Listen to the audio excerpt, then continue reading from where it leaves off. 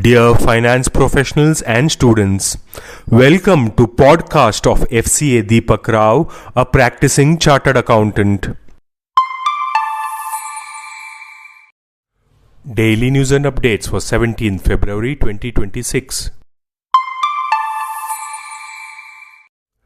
The government is finalizing a roadmap to create champion central public sector enterprises. These firms will boost economic growth and technology. The goal is to help India become a developed nation by 2047. These companies will get more freedom in decisions and talent hiring. They will use new technologies for better performance. Indian pharmaceutical giants Sun Pharma and Glenmark are embracing artificial intelligence to speed up new drug creation. This technology promises to cut development times and costs. Global investment in AI for drug discovery is rapidly increasing. Companies are looking to AI for expertise and efficiency. This innovation is set to transform drug research and development cycles. India's agriculture sector has a significant new opportunity. Trade agreements with the United States and the European Union open markets worth $400 billion. This represents a major chance for growth. Current agricultural exports to the US are $2.8 billion. Overall exports are valued at $51 to $52 billion and are growing. Bharat Electronics announced a joint venture with France-based Safran Electronics and Defense for Project Hammer. The joint venture company will operate a center of excellence.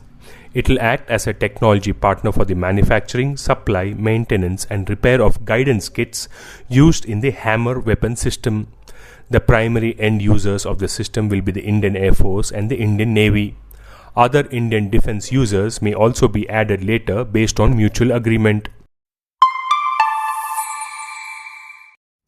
The Reserve Bank of India or RBI on Monday released the final guidelines on external commercial borrowings or ECBs, rationalizing fundraising through the route.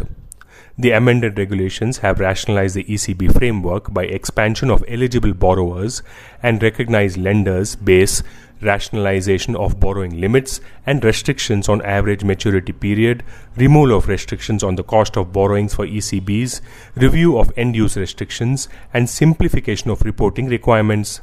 The regulator had issued the draft guidelines regarding the same on October 3rd. Under the new guidelines, companies can raise ECBs of up to $1 billion or 300% of net worth, whichever is higher, compared to the prior $750 million annual cap. The RBI also mandates that eligible borrowers raise ECBs with a minimum average maturity period of 3 years. Manufacturing sector borrowers are allowed to raise ECBs with a 1 to 3 year average maturity, provided the outstanding amount does not exceed $150 million. The Reserve Bank of India or RBI's latest guidelines restricting bank funding to brokers led to a sharp decline in stockbroking firm share prices on Monday. The RBI in its recent mandate said that banks need to have 100% collateral for providing funding to brokers while limiting the total exposure to 40% of its Tier 1 capital. Along with this, the bank funding for proprietary trading by brokers has also been prohibited. Given that proprietary trading constituted about 30% of the participation in cash and futures market and close to 50% in equity options segment as of December 2025, this move is expected to hit overall volumes. This podcast is sponsored by Sound of CA. We share because we care. Vande Mataram, Jai Hind.